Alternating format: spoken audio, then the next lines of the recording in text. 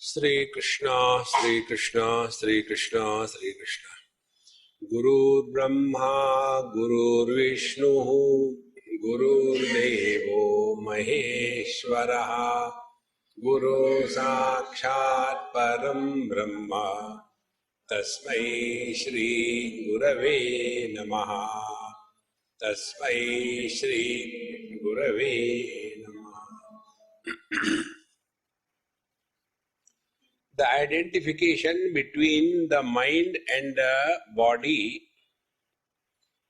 is strengthened and substantiated by the in-between layer of prana. So if we take an example, like an envelope and we fix a stamp on it, postal stamp. So between the envelope and the stamp, there is a very thin layer of glue. So earlier days where we used to use the postal stamp, the snail mail, so buy the stamp, test it how it is, and then fix it on the envelope and make it form. So these are two different things brought together by the glue. And when it is dried up, then it is difficult to remove. If you force, it will be torn. So what we used to do, give it a jala samadhi, put it in the waters. As a result, the glue will be diluted and dissolved. Then separating these two things is very easy affair, not difficult at all. Just peel off, done. In the same manner, this prana shakti holds the body and the mind together. See, this eye and these three things, body, prana and the mind.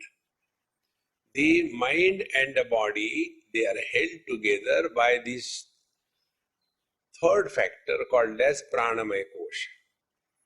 And this I factor gets identified with the mind, which is identified with the body through the agency of the prana. This is how a personality is born.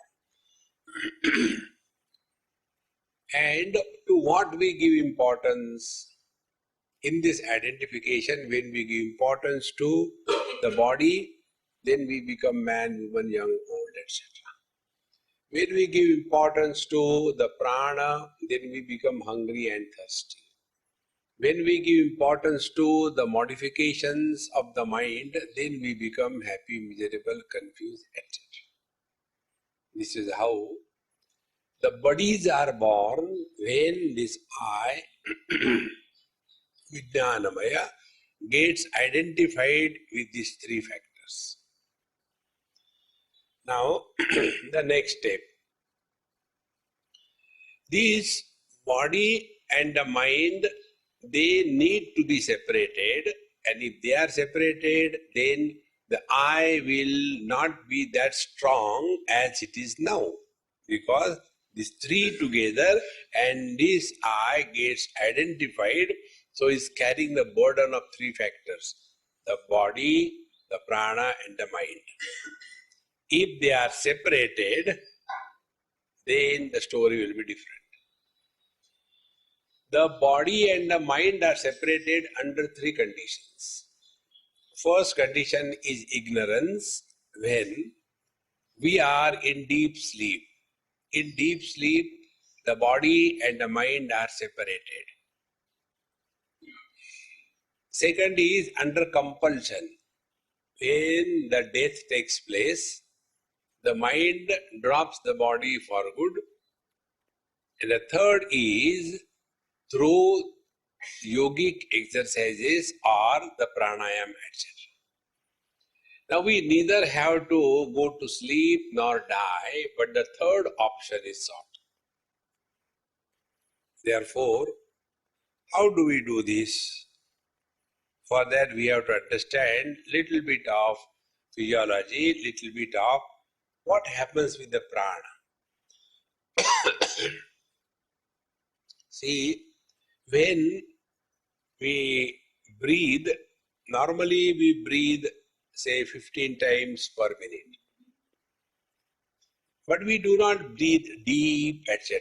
Casually, superficial. One thing. Second thing, whole day we keep on eating.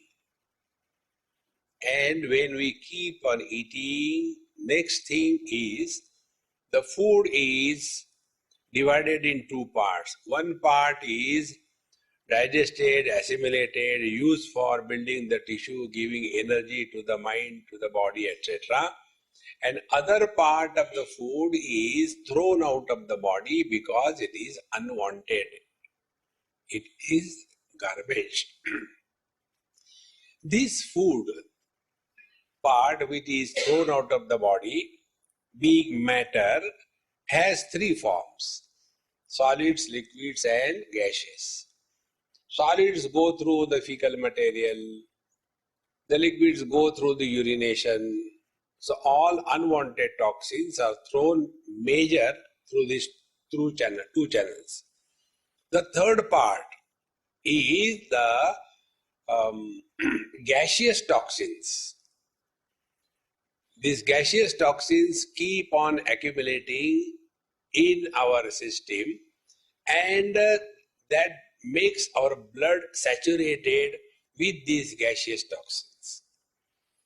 And when the blood carries a lot of these toxins, it is deposited, accumulated in the joints where there is a space between the two joints, and also where there is sometimes a cartilaginous disc or some kind of fluid, synovial fluid.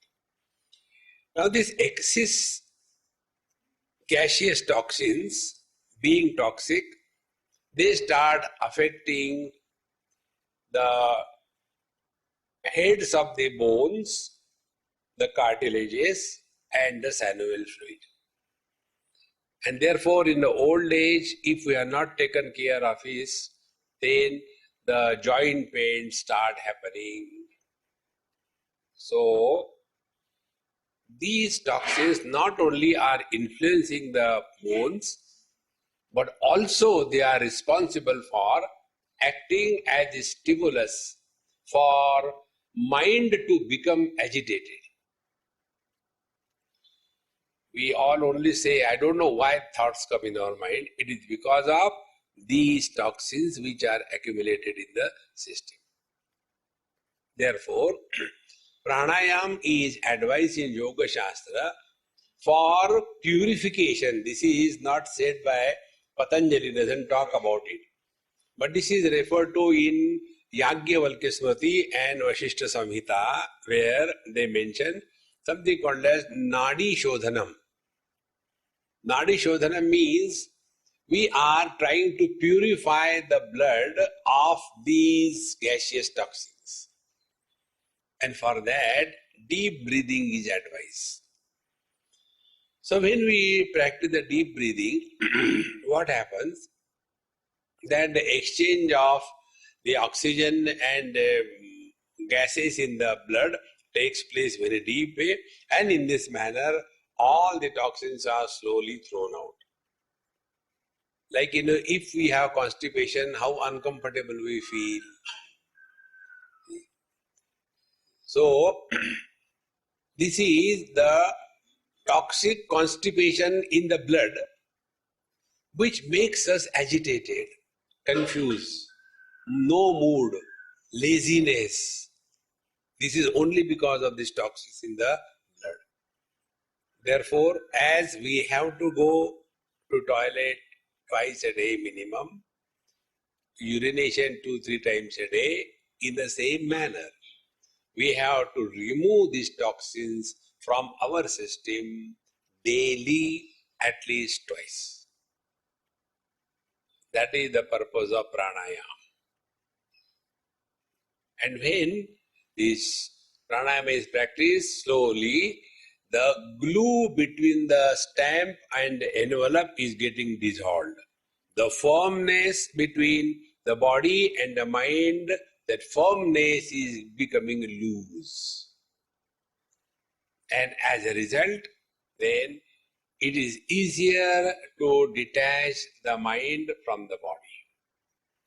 Now, one more point. When we say detaching the mind from the body, what exactly it means? Mind has two aspects. One mind is common for all of us. One mind. Like, the space. One space is common for all of us. Then there is a second space, and that is in our house. So, there are two spaces. One space is infinite, without any shape, size. Other space is finite, conditioned by the walls. In the same manner, the mind which is maintaining life in the total creation, that mind is one. They are not many. Therefore, physiology, anatomy, diseases, metabolism, blood circulation, anger, greed, these are common things in the whole creation. They are not different.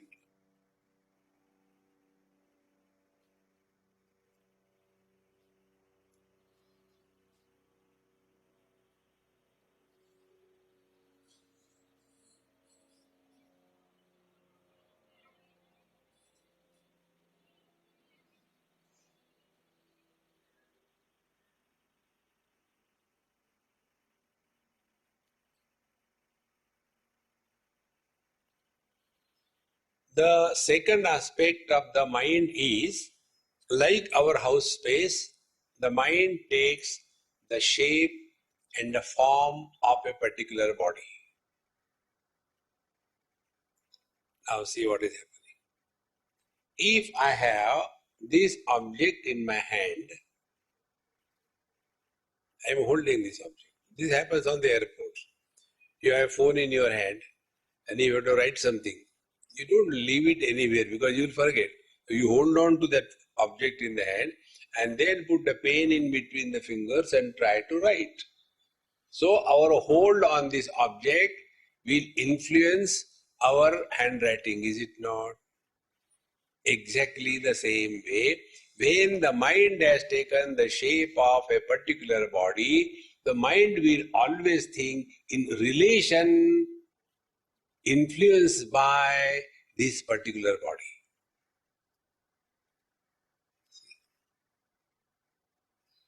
There are so many children in this world, but when it is my child, the story is different. Because the mother or the father, they are identified with that particular child, therefore the thinking process is influenced by that identification. See, friends. So when it is said that the body and the mind are to be separated, what is meant is that the mind must drop the shape and the form of the body. Thereafter, the mind will not think in relation to that body. Then nobody is born. Like in the deep sleep, the common mind is there. Therefore, the metabolism continues, the blood circulation continues, the hair grows, the nail grow, everything is going on. Because the common factor of the mind is present. But the second factor, taking the shape and the form of the body, leading to the formation of somebody, that somebody is not formed. So how the somebody is born?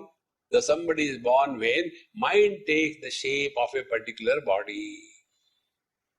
That is why we have been emphasizing again and again that we have to drop this body identification. Keeping this as the goal, whether you do asana, whether you do pranayam, it is perfectly right. But if this is not the goal, then whatever you are doing is simply acrobatics. It has no meaning. By then the body identification becomes stronger and stronger. See, those who are doing regularly exercises, Bhagavad Gita says, Abhyasadravate yatra dukkhantam janigacchati tat sukham satvikam proktam. That is the sattvic sukha. When you do something as a regular practice, if you are not able to do that, you get agitated, disturbed. See? Those people who are doing exercise, if they can't do exercise, they are very uncomfortable. Those who are doing yoga, if they cannot do yoga, they are uncomfortable. Because the body identification becomes very strong. See, friends. And this thing our yogis can never understand because they don't want to understand.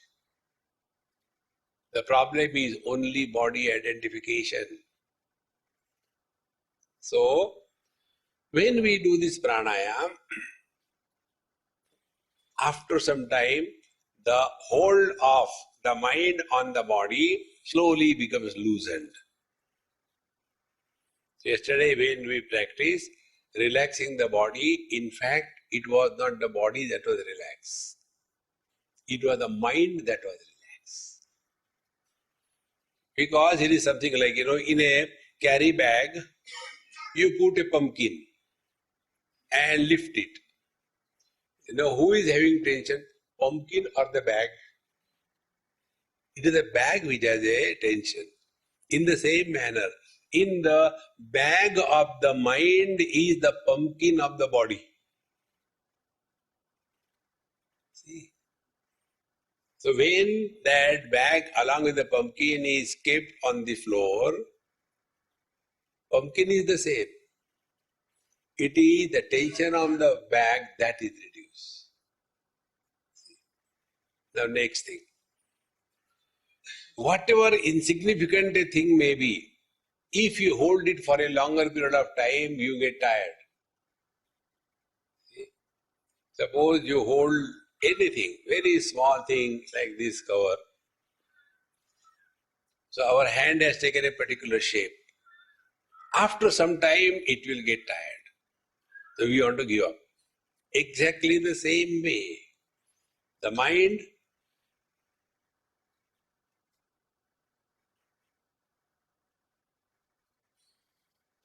somebody is doing a do. Not inside, outside, is okay. I thought there are many people, when they sit, they can't sit quiet. Once I was coming from England to Bombay, not much people in the flight. I was sitting in the center one so I can sleep. I sat on the aisle so that 3 seats were free, I can sleep. One person came and sat there, so I had no choice. Then when we were in the flight, there was constant vibration, I said, I am not doing yoga, why vibration? Cut. And then I was looking here, where from vibration is coming? So that man, he was sitting there, he was constantly moving like this. So I asked him, Jaldi pahunchna hai kya? Can't even keep quiet. So, when we are clear this principle, that when the mind is identified with the body, somebody is born, that somebody becomes miserable. So unless the body disidentification happens, we have not progressed on the spiritual path even 1%. See, friends. All other things are okay in their place. We have to get out of it. This is not done by the yogis, they get buried and their whole yoga is only, if you do this thing, your blood pressure goes down. If you do this thing, this thing happens. Only talking about health and competing with the doctor. That's There are some yogis, they can make any claim. Without operation, your fracture can be repaired, Maybe you may die, but it will be repaired.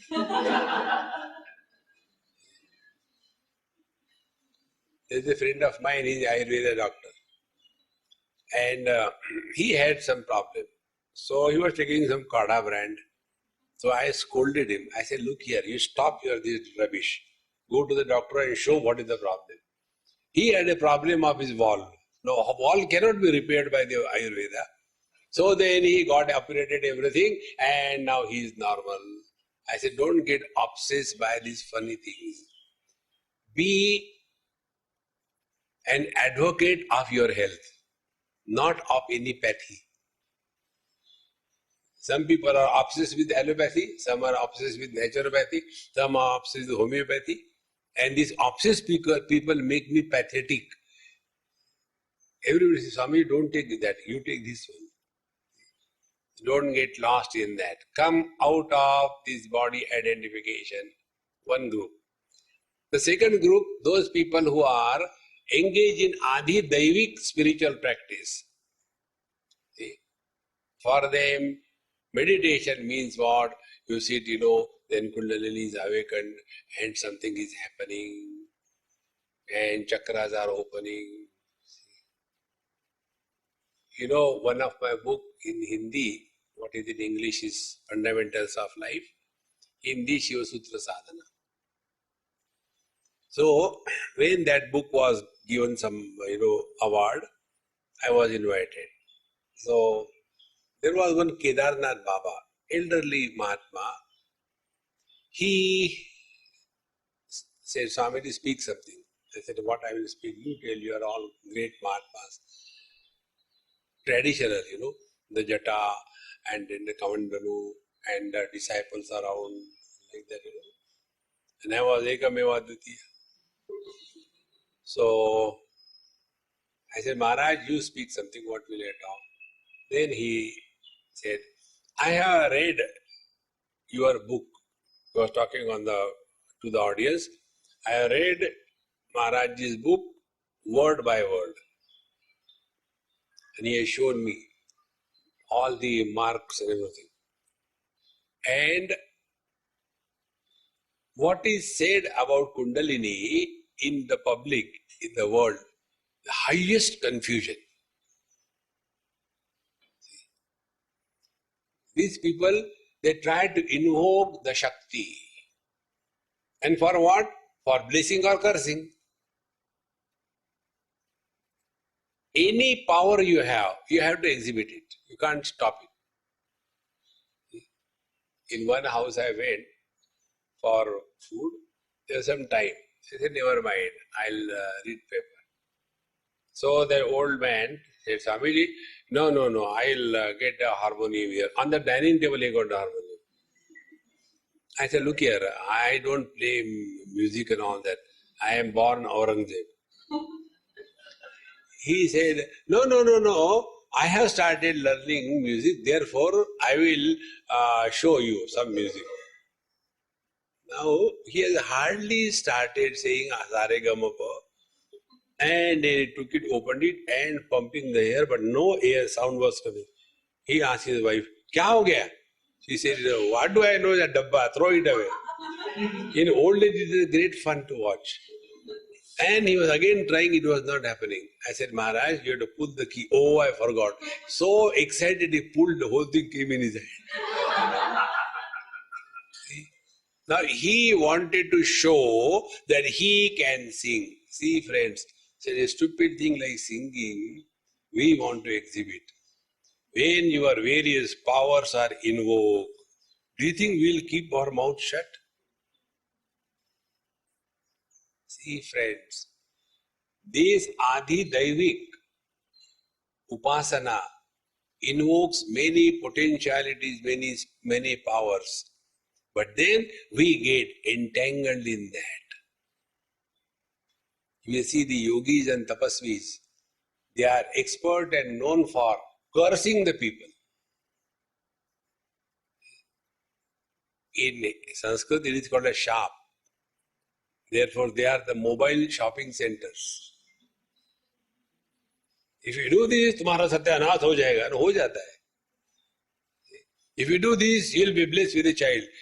A dozen are born. See, friends, it does happen because those potentialities are invoked. That is the Kundalini Marg. Both the places, either we are lost in the Adi Bhautik world or we are lost in the Adi Daivik. This Adi Daivik Kshetra or the Siddha Marga, wherein you will see huge crowds coming. Because those Mahatmas have got the power to bless the people and sort out their problem. Thereby they are maintaining their clientage, keeping over there. See, friends, and this is most attractive. Most attractive. The third is the one, spiritual, adhyatmic, that we are talking about.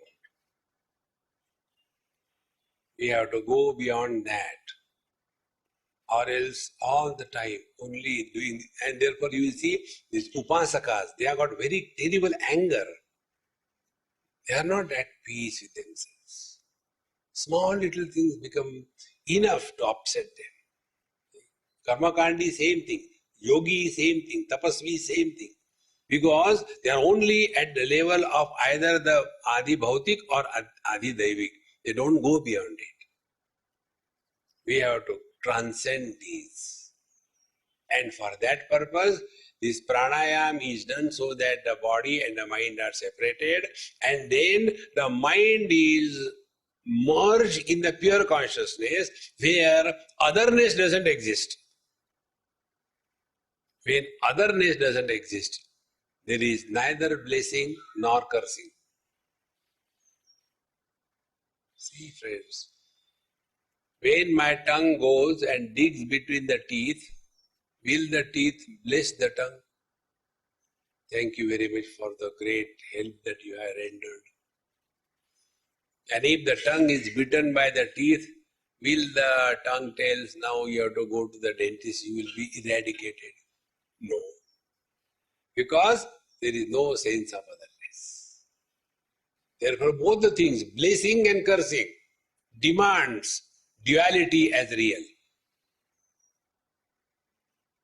See, friends, therefore body identification creates I versus you, duality, and then the samsara begins. So we practice pranayam so that the body shape, size is discarded by the mind. So when the mind is formless, this formless mind with which this I gets identified, so this I also remains as nobody. When the mind is identified with the body, I's identification with the mind is the mind with a shape, with a form. But when the mind is free from a shape and a form, and this I gets identified with the mind, it also remains formless, shapeless, individuality less. No more an individuality, but just a manifestation of the divinity. This must be clear. Without this clarity, meditation is only an exercise. Let us do meditation, and then we start ringing the bells. No. Therefore, now there are many techniques you must have seen. You all also must be the victims of our Ramdev Baba. In Nepal, they don't say, have you done pranayam? They say, Ramdev kiya ki nahi?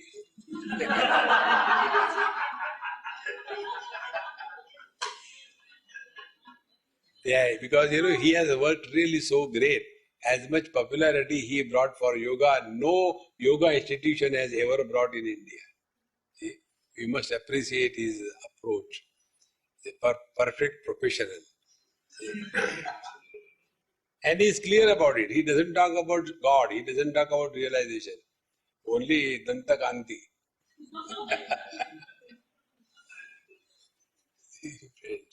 At least he is clear in his mind. There is no ambiguity. So, when we practice this pranayam, there are many techniques.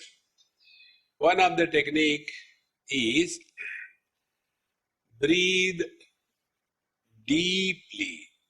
First, breathe out.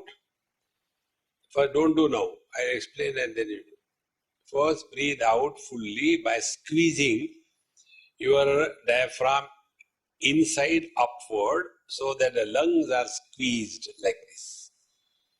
So the whole air comes out. Then slowly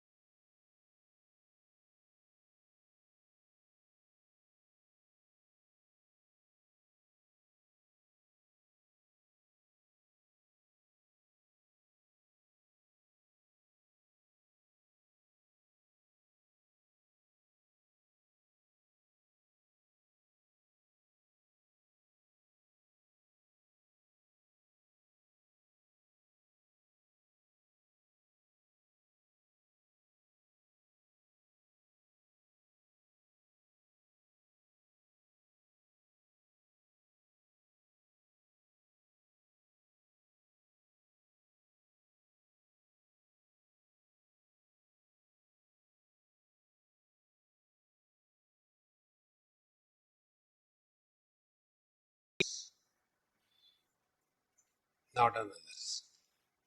Spiritual life is not social work,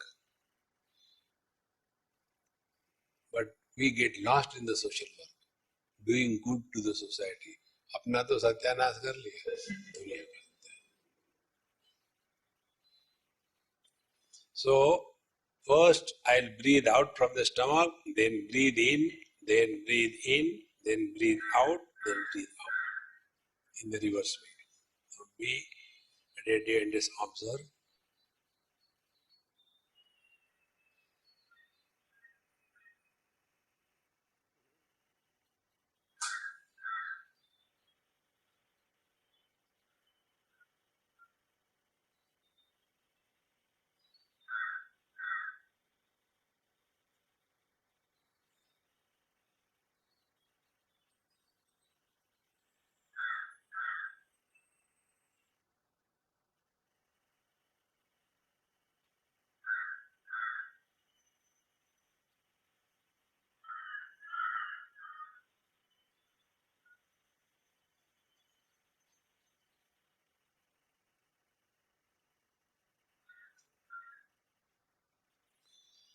This is one pranayama. Normally we breathe 15 times. By practice, we can achieve as less as 2 to 3 pranayam per minute. Lesser the number of pranayam per minute, longer is the lifespan. The rats and dogs and cats, they breathe very fast. The frequency is very high. Therefore, they live very short. The tortoise breathe once in 4 minutes. Therefore, they live as long as 700, 800, 900 years.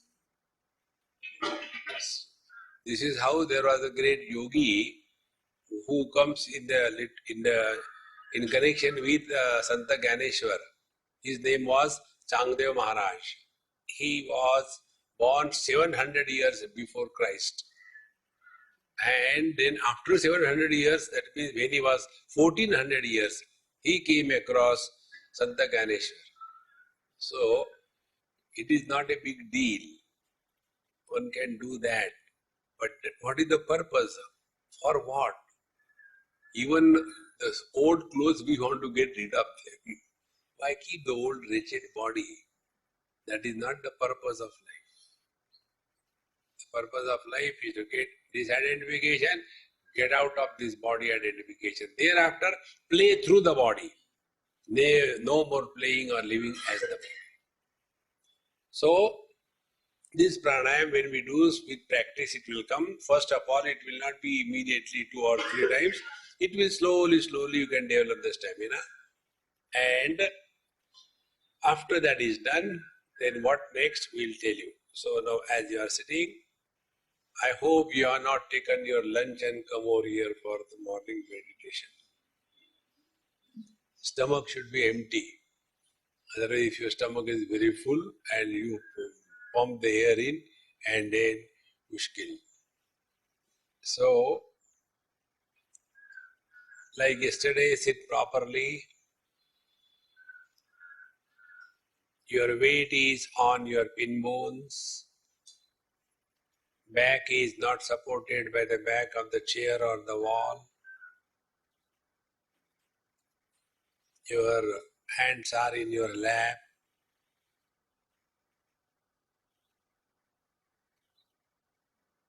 The psychological adjustments. We are cheerful and happy.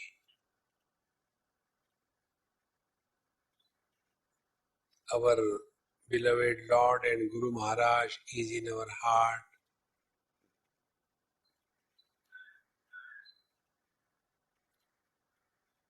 The Lord protects us from within. Guru Maharaj guides us from within. Don't look out for any help. Your experience is the best Guru.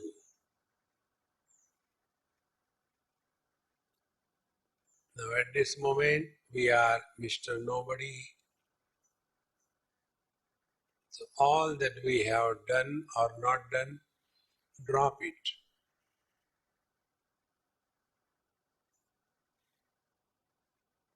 We don't plan what we will do after meditation.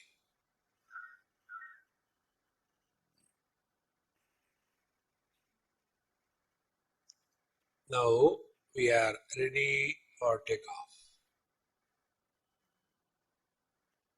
Now first, breathe out from the stomach, then fill in the stomach, then the chest. Breathe out from the chest and then the stomach. Initially, if you are not able to have this sequence, never mind. It will happen in due time. In between, we will give instructions. Go ahead.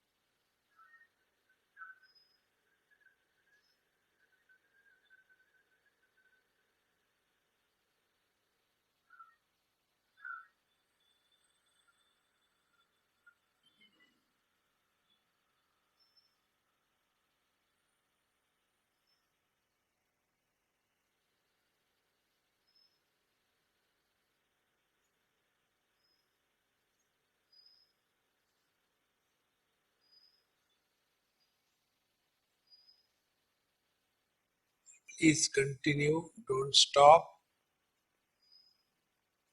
and listen. The time required for breathing in and breathing out, try to keep it equal. For that, you don't have to count. No need to count. When you count, mind is born.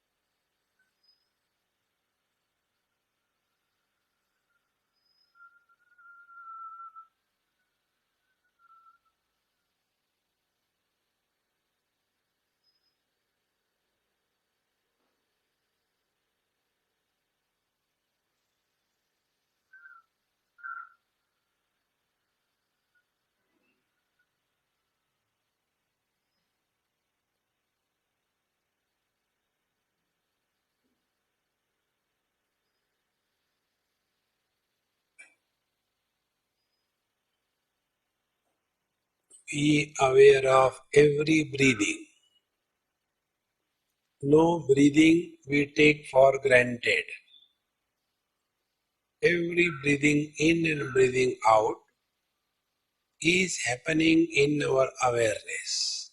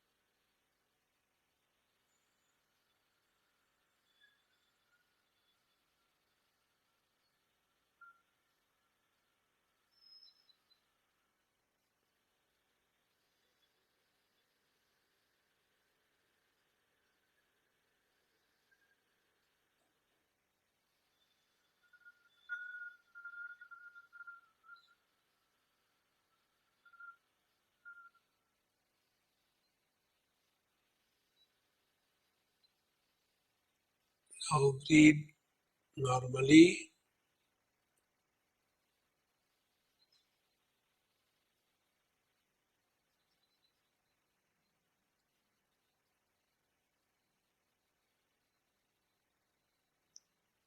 You will see now your breathing has become extremely slow and shallow.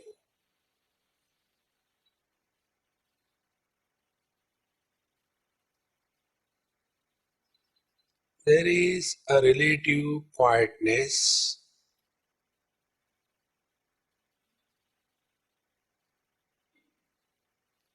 The asana has become firm at the base, vertically steady, and fully relaxed. The weight of the body on the base has increased.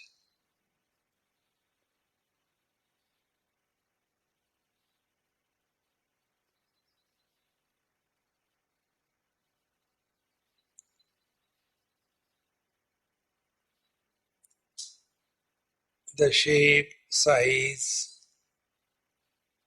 of the body has become nondescript.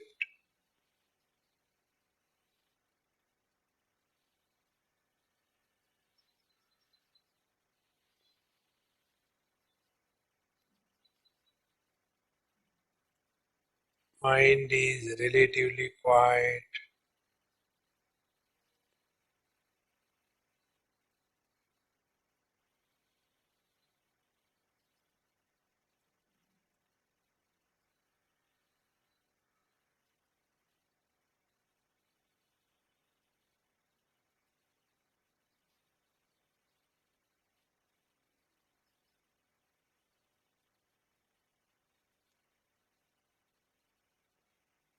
the concept of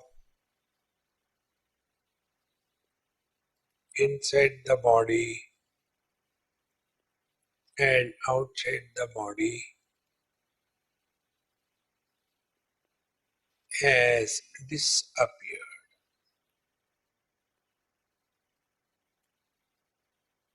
Thus, the individual mind has merged in the total mind.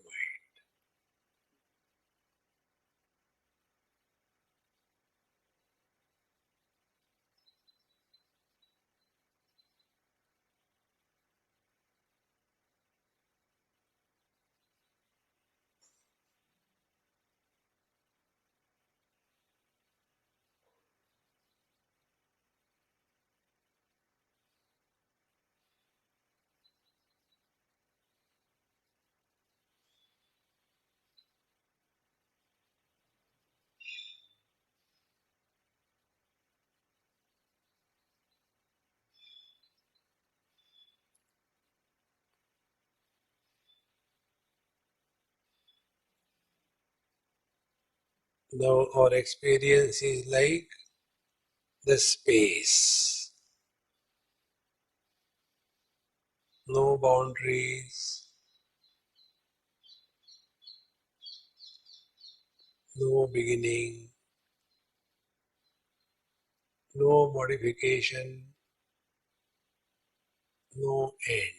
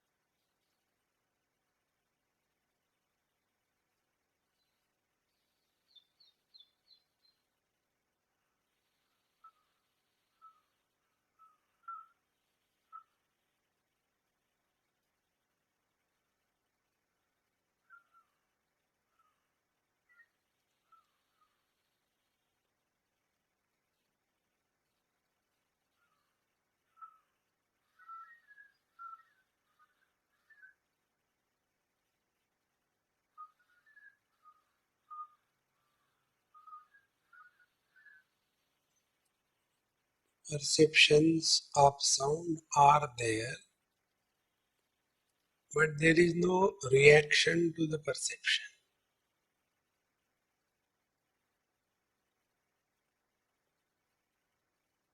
The sounds are no more disturbance.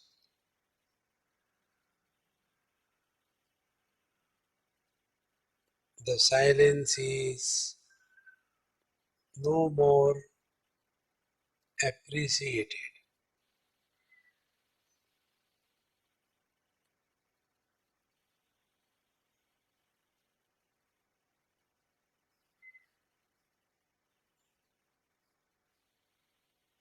Then alone we transcend the mind.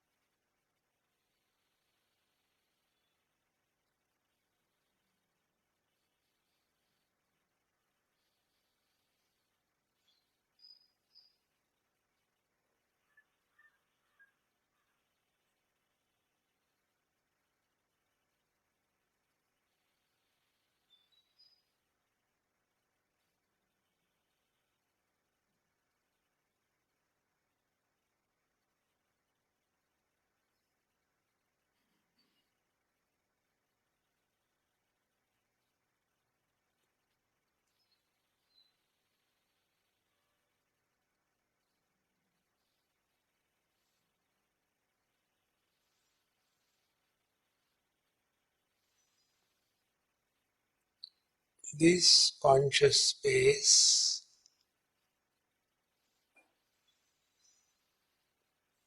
is one.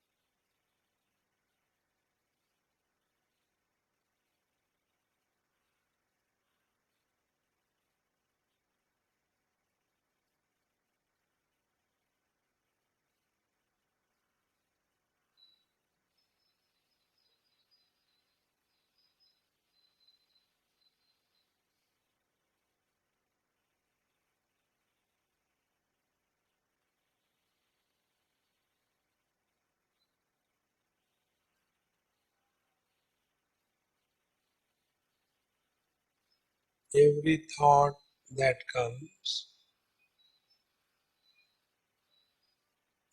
at the root of that thought, there is somebody sitting. Disown that body.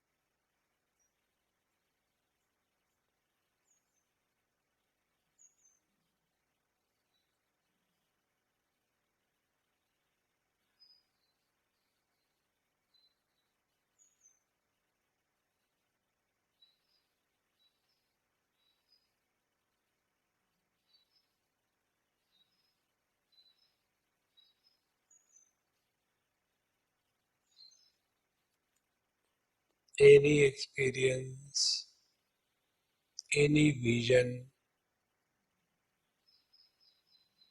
that comes and goes,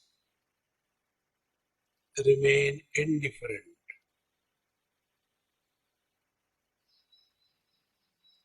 These are the tricks of mind.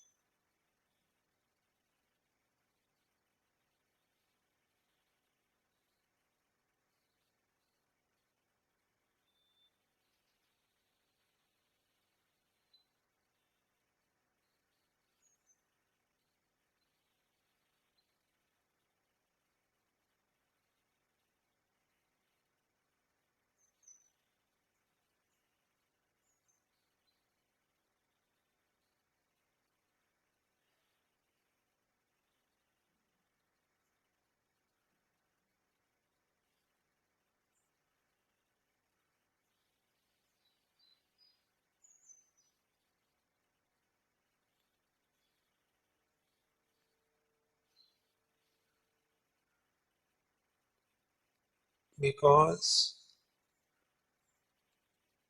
the body has disappeared from the mind, there cannot be any built up pressure inside the body.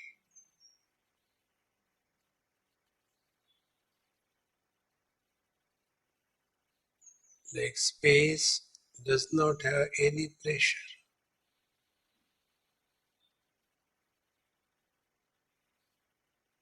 In the same manner,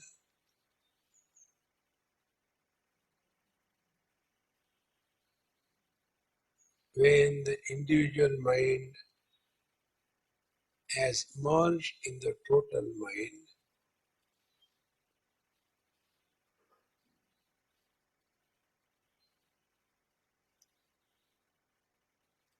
there cannot be pressure anywhere within the body.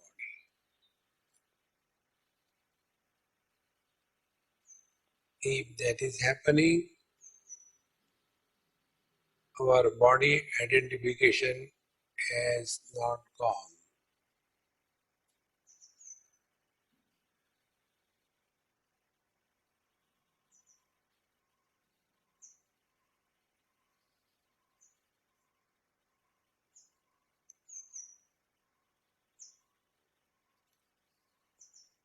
Mind is manifested in the body as a general mind,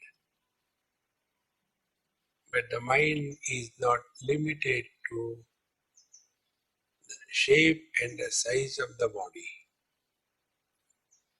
and hence it is merged in the infinite.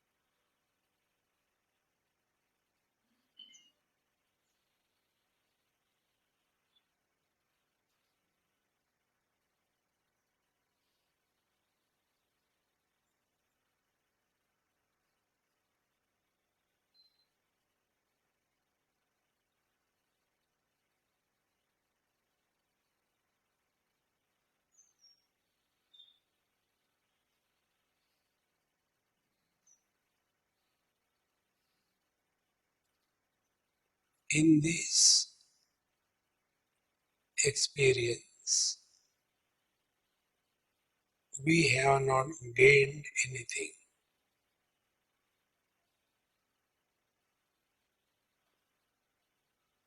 We have come back to our natural being, to which nothing can be added or taken away. Hence, let us not have the wrong notions. Meditation will give us something. No.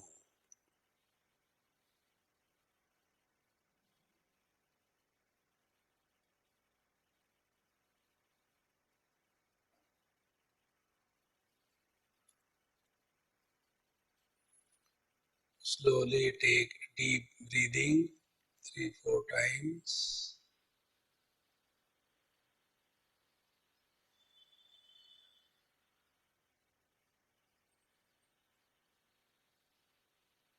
And you can see how the body is crystallized in the mind. Move the toes and fingers. And now the concept of inside and outside has become real. So now I am inside the body, the world is outside, and the samsara begins. Offer everything at the feet of the Lord.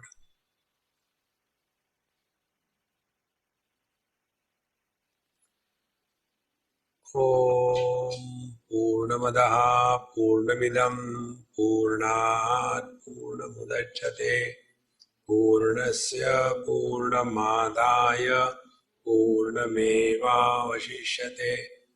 Om Shanti Shanti Shanti.